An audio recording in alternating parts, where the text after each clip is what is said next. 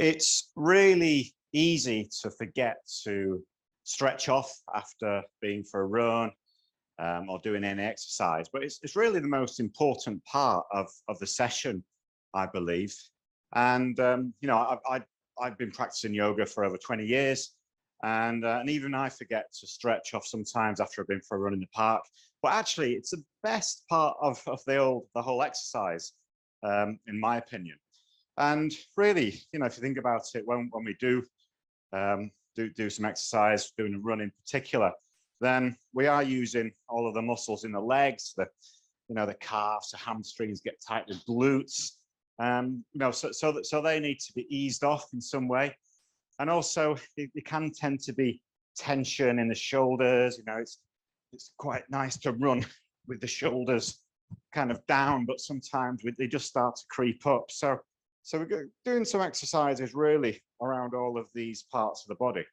So the first thing I would recommend really after you've been for a run is just to do a slower jog, even a quick walk. And the most important thing is keep the chest nice and upright. So we're keeping the chest open, keeping the abdomen nice and open. There's a tendency for a lot of people to, after they've been for a run, they immediately kind of come down like this, trying to gasp for breath. But really, doing this, it sort of compresses the belly. You can't breathe that deeply into the belly. The lung capacity is reduced somewhat. So it's good to sort of ease off. And I quite like to do a gentle walk. So it's sort of like a bit of a glory walk after all of the running, all the laps and around the park, up and down the hills. That's quite a nice thing to do. And then really, as you're walking around, it's worth just doing this with the shoulder, just giving them a bit of a circle rotation movement, just a few times each side, each way, and then down the other way. So really easing off the shoulders, really nice.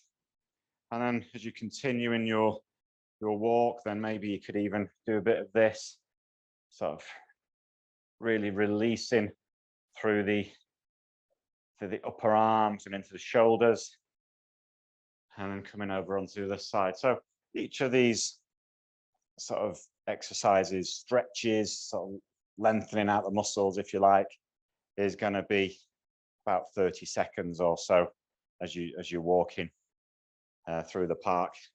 And maybe you can even do a little bit of this as you're walking along. That's quite a nice thing to do. And if you're feeling brave and not self-conscious, then you could also sort of stand nice and tall, feet together. You can see my feet are together. And then just do a little bit of a side bend, really lovely, opening through the waist, each side of the waist. So all the time, you're exhaling as you're coming in, crown of the head reaches up, and inhaling down, and just feel that lovely stretch through the waist. And if you really want to get into this, you could bring the hands together, palms together, interlinking the fingers, and do a similar thing. So this is swaying palm. So it's well worth doing this. And then, so the breath has eased off somewhat already, and then you can do a little forward bend. So you can either have the feet together or just come down just halfway. And it's about just looking in how the body's feeling after that run. How is it feeling now? Bringing the weight forward slightly onto the front of the ankles, keeping the heels down, but then it's just opening up the backs of the legs, and then bending the knees. Just getting used to this movement, actually. So it's a really good thing to do. Bend the knees, engage the thighs, the glutes, the lower abdomen, the pelvic floor, lift up. So lifting up with all of those muscle groups. It's good practice to get into. So we're going to come to a bit of slowdown now. We've stopped our walking, and then if you're in a park, you can find a tree, or if you've just ran into your drive, find a wall or find a park bench, whatever suits you. And we're going to just stretch off the calves. So really leaning on something, and right foot as far back as it'll come, but far enough back so that the left heel is lifted. And, you know, if you find you a bit more open in the body, and then just pressing, gently pressing that right heel into the ground. It's quite nice. So again, this is just a few breaths, about 5 breaths, about 30 seconds worth here. Keeping the back of the neck nice and long, sort of nose pointing down to the floor as you do this. I'm only looking around at the camera to see you. And then from there, just ease off. And let's do the other side. So again, just finding that really nice opening in the back of the calf. Heel is slightly lifted and you're pressing it down. So just creating a bit of space underneath the heel so you can really open up the back of that leg. That's good. And then once you've done that for about 5 breaths or 30 seconds, just gonna ease off from there. And then next thing we can do is really important to sort of work on the thighs, the front of the thighs and the inside. So first of all, maybe you want to find something to balance, just hold on to something gently and just holding on to one leg. And important thing really is to keep the knees together. So don't be like this, don't be twisting around, don't be wobbling around, holding on to something to still yourself. So don't forget that sometimes after a run, it might be more difficult to balance. So do find a tree. I'm always a great believer in finding a decent tree. Give the tree a hug, show it you love it. That's absolutely fine. People won't think you're weird, they won't even know what you're doing. So really in this position, what I'm going to show you here is to, if you're feeling quite open in the quad, ooh, just looking around there, but tucking the tailbone under. So if you tuck the tailbone under, then that increases the intensity in that quad. So it's worth having a go at that. And then we move on to the other side. So again, just finding your balance, all of the weight onto the other leg, and then bringing those knees together. And then you can tuck that tailbone under so you can increase that intensity on the quad. And if you really wanted to sort of move this on, you could raise that opposite arm up into the air, feeling that really nice opening through the chest. And this is the start of a posture called Dansa, Natrajasana in yoga. But all of these yoga postures are really designed to open up the body and inspect the body. It's good to see how the body's feeling. And I'm a great fan of doing a little bit of a squat. So it's going to come down at this point. So there don't have to be anything formal. We don't have to come into this malasana or anything, this garland pose. But we can just come into a squat, and quite nice to connect with the ground. It's good for the knees, good for the lower back, doing this type of thing. But only if your knees and lower back are up to it. Don't be forcing anything in any of this. If it doesn't feel right to you, then don't do it. And so to come out of that, we just engage the thighs, the glutes, the lower abdomen again, lift ourselves up. And then we're going to just ease off the inner thigh. And there's a number of ways to do this, but I quite like to do this on a low wall, so or a chair or a park bench or something like that. Let's get rid of this cushion. And essentially, we're going to just lift the leg up in this way. And the emphasis is really opening up through that inner thigh. And you might just feel that, just that really nice opening up on that side. If you want to take it a little bit further, you can bring that foot up higher. And that's clearly quite nice. And then just maybe even lean over slightly, but keeping the chest facing forward. That's good. But just all the time lengthening through the front of the body. The in-breath, exhaling down. So really, it's just all about that inner part of the thigh.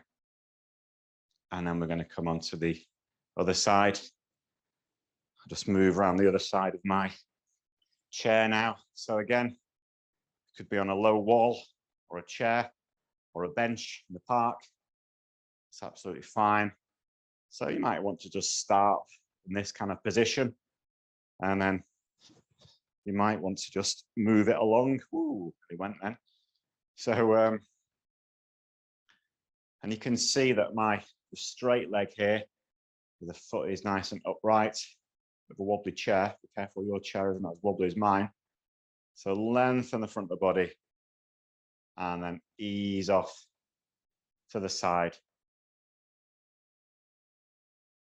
So about 5 breaths here. So every inhalation, lengthen the front of the body. Every exhalation, just release down. And then once you've done your 5 breaths there, just get your leg off. Move the chair out the way.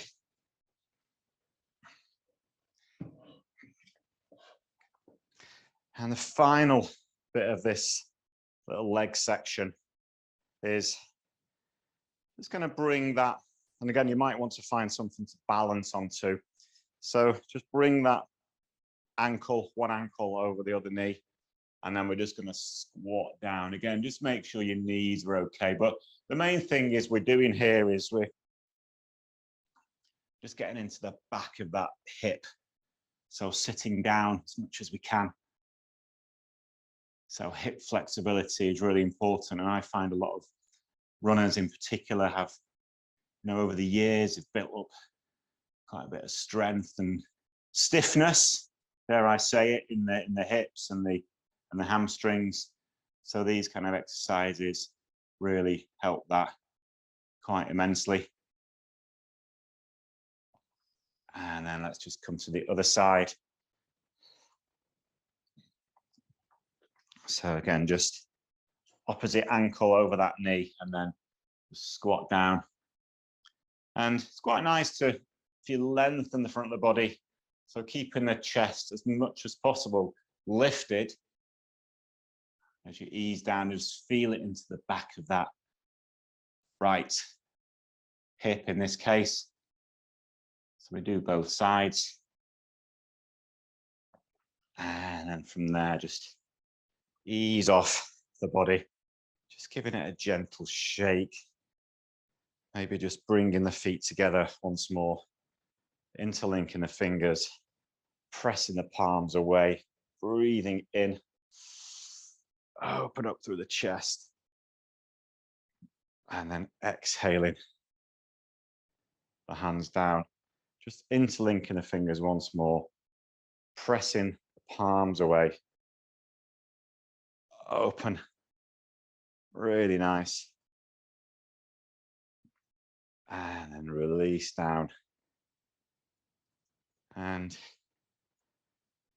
I think that's about it, really. It's quite a nice little sequence to do. You could carry on doing a little bit more, come into a triangle, trikonasana sort of sequence. But yeah, that's a simple thing. And so you've done your run, you've done your really nice yoga stretch off, and you're ready for the day. And if you're anything like me, it's the next stage of my day would be to have a really nice breakfast. So there you go. Hope you enjoyed the session. Yeah, please subscribe if you want to see more of this. If you've got any comments, then I'd be really happy to hear them. And if you've got any questions or any requirements, if you've got any, if you want to do any more yoga exercises, you want some advice on some really nice yoga stretches for whatever type of exercise you do, then yeah, please pop them in the suggestions box below this video. So yeah, I'll leave it there with you. Have a great day. Namaste.